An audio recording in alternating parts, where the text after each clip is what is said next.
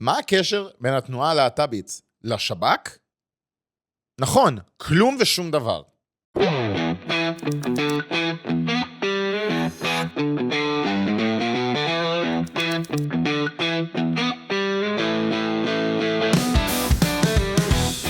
סערה בשב"כ, כמו שאנחנו רואים פה, ראש הארגון דוד זיני ביטל את אירועי חודש הגאווה ואיפס את התקציב לתא הגאה. החלטה חסרת תקדים של ראש שירות הביטחון הכללי דוד זיני מעוררת בימים אלה סערה גדולה. שנייה, אתם יודעים למה זה חסר תקדים? כי זה חסר תקדים שבמשרדי השב"כ יהיה תא גאווה. זה לא אוניברסיטה, זה לא מקום שבו אתה הולך לבטא את עצמך, זה לא מקום שאמור להיות פוליטי. וכן, כן, זה פוליטי מאוד. אז נכון, זה חסר תקדים, אבל לא בגלל מה שזיני עושה. אם מה שזיני עושה זה חסר תקדים, והאמת שזה כן, זה הזוי. נמשיך פה, זה עורר סערה גדולה וטלטלה עמוקה בקרב עובדי הארגון. ללא נימוק ברור, נימוק מאוד ברור דרך אגב, כמו שאנחנו נראה עוד רגע, הורה זיני שלא לאשר את קיום האירוע השנתי של חודש הגאווה, לבטל הזמנות שכבר שוגרו, להסיר סממנים שהיו בהכנה ולמעשה לסגור את התא הגאה בארגון. יופי. מעולה. זה לא דבר שקשור לשב"כ. הדבר כלל ביטול הרצאה שנתית שתוכננה לעובדים במסגרת חודש הגאווה, ביטול הזמנות שכבר נשלחו, אוי ואבוי, לאירוע, סירוב לבקשות פנימיות כמו דגלים, סמלים ושומרי מסך יהודים, כי זה מה שמדינת ישראל צריכה, זה מה שמשלם המיסים משלם עליו, זה ביטחון המדינה, בזה זה תלוי, שבשב"כ יש שומר מסך של חודש הגאווה. נייס. איפוס או ביטול תקציב ייעודי לפעילות התא הגאה והעברת התקציב לתקציב הכללי של הארגון. אפילו 12, איפה שאני מצטט פה את הגרפיקה הזאת ממנו, כתוב פה בצורה כל כך בוטה, תראו, שורת סירובים גורפת ואיפוס תקציבי. לדברי אותם גורמים במסגרת ההנחיה החדשה של ראש השב"כ, נדחו באופן גורף שורה של בקשות שהוגשו מטעם התא הגאה בארגון. אוי ואבוי. בקשה להצבת בנר על המסך בבניין השב"כ, סורבה. בקשה להתקנת שומר מסך יהודים על חודש הגאווה, סורבה. בקשה לתליית דגלי גאווה בעולם האירוע, סורבה. בקשה להנפקת מדבקות יהודיות, סורבה. בקשה לשימוש מערכת הארגון לצורך העברת תוכן יהודי, סורבה. אם יש שאלה שאמורה להטריד אותנו, היא למה לעזאזל יש תא של להט"ב בשב"כ? אם מטריד מישהו שרואה את הדבר הזה, כל שאלה אחרת שהיא לא זו, שוב, למה לעזאזל יש תא להט"ב בשב"כ? יש לנו בעיה הרבה יותר רצינית פה. מה שזיני עשה, לפני שאנחנו נכנסים למה שראינו פה, מבחינה קצת עובדתית מה היה בפועל, השאלה הזאת אמורה להדאיג אותנו מאוד. למה לעזאזל הבקשות האלו היו קיימות מלכתחילה? כי שוב, הוא לא עשה משהו לכתחילה, הוא פשוט לא אישר תקציב למשהו שכבר נעשה. השאלה שלנו לא אמורה להיות למה זיני פוגע בתא הזה בשב"כ, אלא למה יש תא כזה מלכתחילה? למה הוא צריך לעשות את הדבר הזה? למה הוא צריך למנוע או לסרב את הבקשות למימון הזה? שוב, טוב שסוגרים את זה, וטוב שמעלים את זה לחדשות, גם אם מהסיבות הלא נכונות, גם אם חושבים שמעלים את זה, בגלל הנוראיות של דוד זיני, שהוא מבטל את הקדמה של תא הלהט"ב בשב"כ, זה טוב שאנחנו מעלים את זה, כי אנחנו יכולים לשים על השולחן, שעם כל כמה שאנחנו יודעים, כן, מדינת ישראל היא מדינה שמרנית יחסית. נכון, אנחנו מביאים ילדים, אנחנו מתחתנים, אנחנו לרוב אוהבים את המדינה, משרתים, יש לנו קרבה למסורת ולדת שלנו וכו'. אנחנו מאוד שמרנים בהתנהגות שלנו. אבל אנחנו בדילי של 5 שנים ממה שקורה בארצות הברית, ממה שקורה באירופה. ויש לנו לפעמים את היוהרה הזאת, היומרה הזאת, לומר איזה הזויים הם, איך נותנים לבלבול כל מה שקורה עם החברה האמריקאית, איך זה יכול לקרות, זה בחיים לא יקרה פה. אז הנה, בדיוק כמו כל כך הרבה דברים שונים, המטרה של אנשים עם אג'נדות פוליטיות מאוד ברורות, וכן, התנועה להט"בית היא אג'נדה פוליטית. מדובר פה בפילוסופיה שמתייחסת לזהות, פילוסופיה פוסט-מודרנית. אני יודע שהאנשים עושים עבודה מאוד טובה בלגרום לכל המונחים האלה להישמע כמו fear mongering, כמו הפחדה, ולהוציא דברים מהקשרם. זה ממש לא להוציא דברים מהקשרם. זה אמור להדאיג אותנו. בריאיון שהיה לג'ורדן פיטרסון לפני כמה שנים עם קאטי ניומן, שהוא הגיב לחוק C16 בקנדה שאמר שכל פגיעה בהגדרה עצמית של מישהו ייחשב כפשע שנאה, ואפשר לעצור מישהו על הדבר הזה. כלומר, במילים אחרות, לא רק שהמדינה אומרת לך לומר מה לא להגיד, אלא היא אומרת לך מה כן לומר, וכופה עליך את הדבר הזה. קאטי ניומן שאלה אותו, אבל אתה באמת משווה בין אידיאולוגיות טוטליטריות לבין התנועה הלהט"בית? הוא אומר, כן.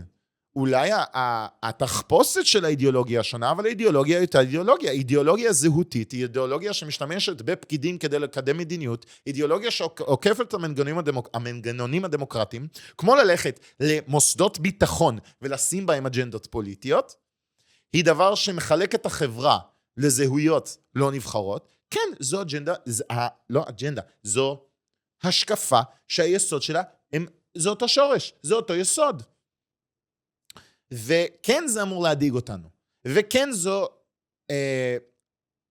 השקפה פוליטית להחריד, שמקדמת את עצמה בכל המערב וגם בישראל. מי שהגיב לזה בצורה פיקחת, אפשר לומר, love him or hate him, כן? לא משנה מה חושבים עליו. יש פה תגובה הגיונית שזה סמוטריץ'. סמוטריץ' בא ואומר, תפקידם של שירות הביטחון בישראל הוא להגן על אזרחי המדינה, לסכל איומים ולהכריע את אויבינו. משאבי מערכת הביטחון צריכים להיות מופנים למשימת הליבה הביטחונית שלשמן הם נועדו ולהן בלבד. במילים אחרות, השאלה היותר מהותית, מעבר לזה ללמה לעזאזל יש תא להט"ב בשב"כ, זה מה המטרה של השב"כ. כמו מה המטרה של המערכת הביטחונית בכללי. האם היא להיות שוויונית? האם היא להיות פופולרית? האם היא לתת לאנשים מקום לביטוי עצמי ולמימוש עצמי? או הרעיון ההזוי שאולי המטרה של הביטחון זה להיות ביטחוני. זה להגן על אזרחי מדינת ישראל. ולכן לשם, בשביל זה, ורק שם, הכסף אמור ללכת. הוויכוח הציבורי סביב אג'נדות חברתיות מוקמו בזירה הציבורית והפוליטית, לא בליבת העשייה של גופי הביטחון. שירותי הביטחון צריכים להישאר ממוקדים במשימתם המקצועית באתגרים הביטחוניים הכבדים הניצבים בפני מדינת ישראל. בשביל אנשים שמאוד פרו-דמוקרטיים ודמוקרטיה, שבדרך כלל נמצאו בצד שתומך בתאי להט"ב במוסדות ביטחוניות, זה נקרא לעקוף את ההליך הדמוקרטי דרך פקידים כדי לעצב מוסדות בצורה שהם רוצים שהיא תיראה. אני מחזק את ידי ראש השב"כ בהחלטתו להוציא מהשירות אג'נדות פרוגרסיביות, ובטוח שהוא פועל מתוך אחריות מקצועית למען ביטחון המדינה. אילו הייתי מעלה בדעתי שכספי תקציב הביטחון מושקעים בנושאים שאינם קשורים ישירות למשימות ביטחוניות, הייתי דורש למנוע זאת ולהבטיח שהמשאבים יופנו למטרות שלשמן נועדו. במילים אחרות, טוב שמעלים את זה לשטח, כי עכשיו כולנו יודעים, משלמי המיסים, אזרחי מדינת ישראל, מבינים שהדברים האלה גם נמצאים בתוך המערכת הביטחונית. הם גם נמצאים במוקדי השלטון, נמצאים במוקדי הכוח, הם במקומות שאין לנו שליטה עליהם בצורה דמוקרטית, חוץ מזה שאנחנו יכולים למנות את מי שאחראי אליהם, וזיני עושה בדיוק את זה. וזיני שמונה כדי לנהל את הדברים האלה, עושה את הדבר הנכון, ולא הולך עם הזרם, את הדבר הנועז, של להיות גיבור מספיק כדי לעמוד על לא רק ערכים שלו, אלא מה זה השב"כ, למה זה נועד. ועונה על השאלות שיצאנו בצורה טובה. שוב, השאלה מאוד פשוטה. האם המטרה של השב"כ היא ביטחון? ואם כן, מה משרת את הביטחון? האם תא להט"ב משרת את הביטחון? אם לא, אין כסף. אין שום סיבה, אין שום הצדקה, אם זה לא משרת את הביטחון. ובניגוד להגדרה של בג"ץ לפני כמה שבועות, לפני חודש פלוס, שקבע שמטרת הצבא, בדיונים שנערכו בבג"ץ, המילה מקצועיות וביטחון לא עלו. המילים שכן עלו זה שוויון, זה ערכי הדמוקרטיה הישראלית. אז אם המטרה של הצבא הוא להיות שוויוני, אז אנחנו נלך על דברים שיליכו אותנו לעבר השוויון, במקום לעבר הניצחון. דבר שנווה דרומי דיברה עליה, דברים שאנחנו רואים מכמה מקומות. אבל זו שאלה שאנחנו צריכים לשאול, מה המטרה של המוסדות האלה? ברגע שאנחנו עונים על השאלה הזאת, אנחנו יודעים לענות. האם מה שאנחנו עושים משרת את זה או לא? אם לא, להעיף את זה. וזה מה שזיני עושה. השדה הפוליטי הוא לא המקום לזה.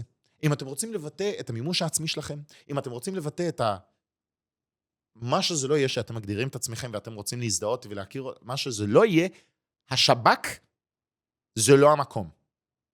לכו למרחב הציבורי כמו כולנו, לכו כמו כל אזרח ישראל אחר, ותביעו את עמדתכם בקלפי, תביעו את עמדתכם מול האזרחים האחרים.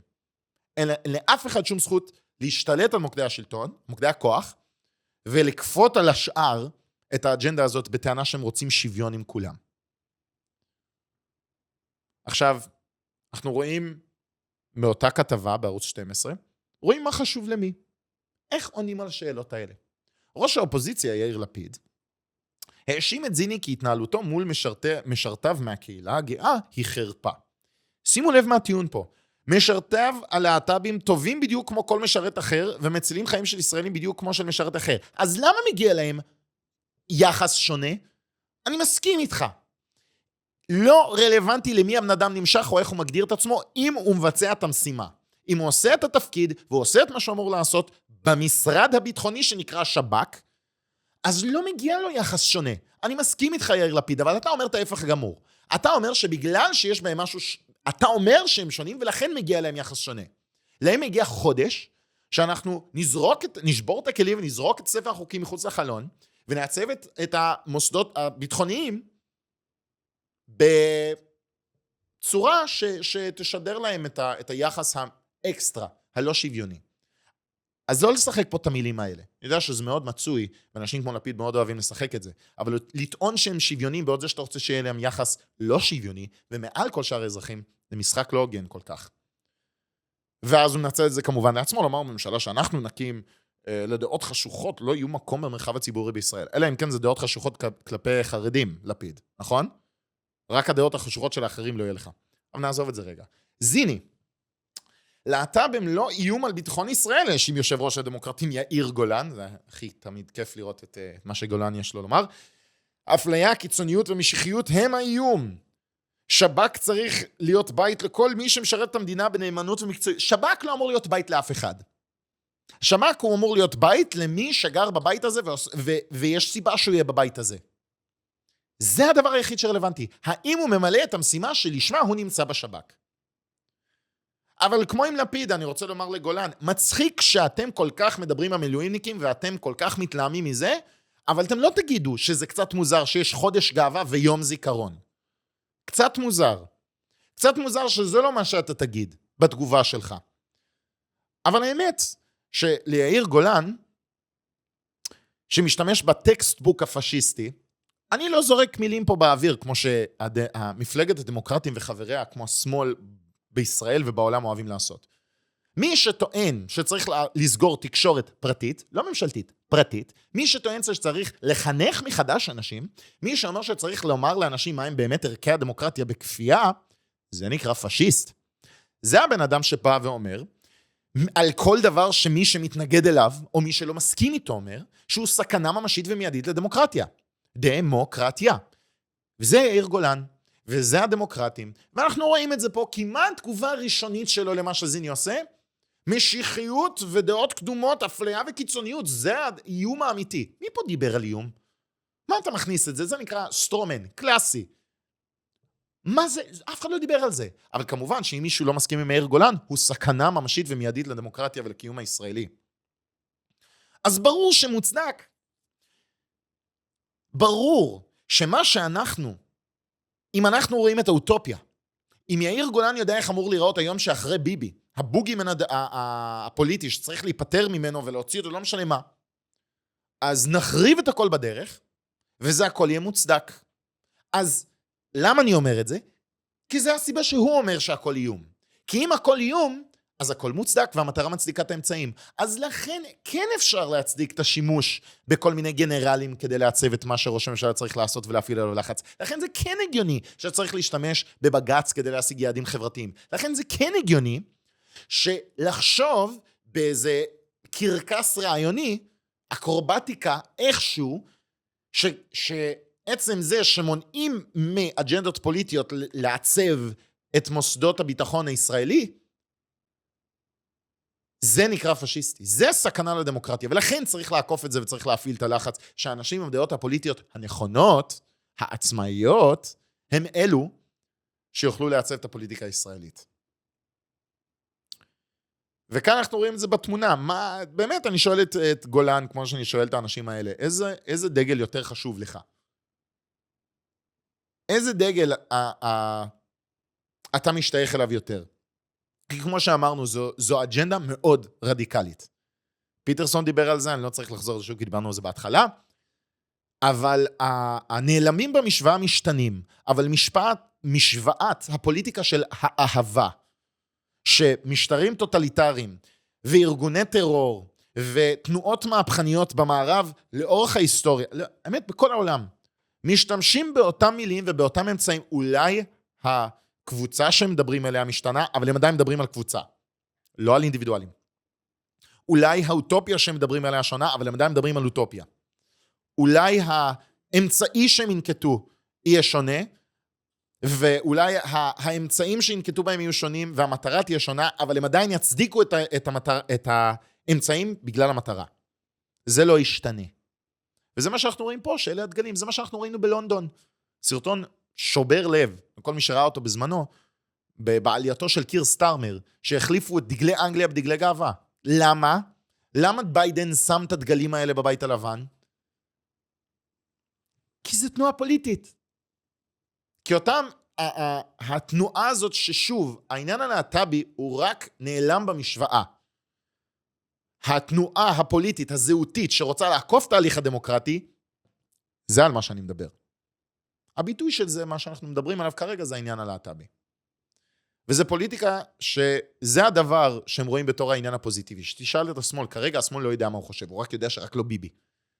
כל צד, אין לו משהו כן, יש מה לא. ואיך אמר עמית סגל, דיבר עם שמאלני, אני לא זוכר, נראה זה היה ב-12, יבוא נגיד ומדינת ישראל תיגמר מחר. הימני השמרן יצא ויגיד, אוי ויבוא, נגמרה מלכות ישראל השלישית, נפלה מדינת ישראל.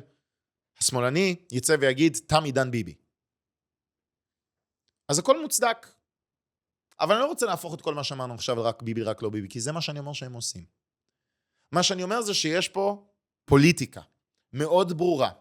פוליטיקה שמונעת על ידי דברים שאנחנו כבר מכירים, ושגם פועלת במדינת ישראל, וזה טוב שזה עלה לשיח הציבורי, וזה טוב טוב נעשה אם אנחנו נתייחס לזה כמו שצריך. נסתכל שוב, באותו מקור, ב-12. אנחנו מזועזעים ודורשים מראש השב"כ לחזור באופן מיידי מהחלטתו, קרא נמרוד גורדשטיין, יושב ראש האגודה למען הלהט"ב. דווקא בשעה שמדינת ישראל מתמודדת עם איומים ביטחוניים חסרת תקדים, אז צריך לדבר על להט"ב, אתה צודק, זה באמת הנקודה, שזה כל כך הנוספיק הזה. זה אורווליאני בטירוף. בספר שלו ב-1984, הוא מדבר על זה שפשוט מחליפים את המילים בשפה, כי אתה כבר לא יודע מה אם אתה לא יודע איך לנסח את עצמך, אתה לא יודע מה לחשוב. אז אם אומרים שהשעה הנכונה לדבר על בעיות להט"ב, זה שעה שבאיום קיומי, במלחמה קיומית, אז צריך פוס. המים כבר מתחילים לבעבע, ואנחנו הצפרדע שבמים הרותחים. פוס. צריך לדבר פה על מה קורה פה. והמאמר פה, 12, אומרים את זה בצורה כל כך, כאילו, אוי ואבוי. שר ירושלמי, המנכ"לית ארגון LGBT Works, זה מצחיק, זה נראה LGBTWORK, פלוס, לא יודע מה, שהוקם ופועל במטרה לקדם שוויון ללהט"ב בתעסוקה. שוב, זה לא שוויון ללהט"ב בתעסוקה, כי המטרה היא להיות אי שוויוני. זה לתת לאחוז מסוים של אנשים אקסטרה על כל השאר. זה בדיוק אותו בעיה עם מה שלפיד אומר, זה בדיוק הבעיה עם מה שגולן אומר, וזה בדיוק הבעיה עם כל מי שרואה במה שקרה עכשיו עם זיני, שהשאלה הראשונה שעולה לראש זה למה זיני עשה את זה, ולא למה יש לנו תא להט"ב בשב"כ. למה המוסדות השלטוניים שלנו נותנים לאג'נדות פוליטיות לעצב אותם? זו השאלה שצריכה להניע אותנו. זו השאלה שצריכה קצת לעורר בנו חשדות על המצב הפוליטי והשיח הפוליטי שלנו. מוקדי השלטון הם לא הזדמנות לשלטון פקידים שהגדירו לנו מה הפוליטיקה הנכונה. ולכן השב"כ זה לא המקום של להט"ב. שלטון פקידים זה לא דמוקרטי וזה לא דרך לדמוקרטיה מהותית, כמו שגולן רוצה לומר שאם אתה רוצה להעיף את הפוליטיקה ממוסדות הביטחון, אז זה איום, סכנה ממשית ומיידית לדמוקרטיה. המטרה של מוסדות הביטחון היא ביטחון ולא שוויון לביטוי עצמי, וזיני עשה את הדבר הנכון. זיני עשה את הדבר הנכון.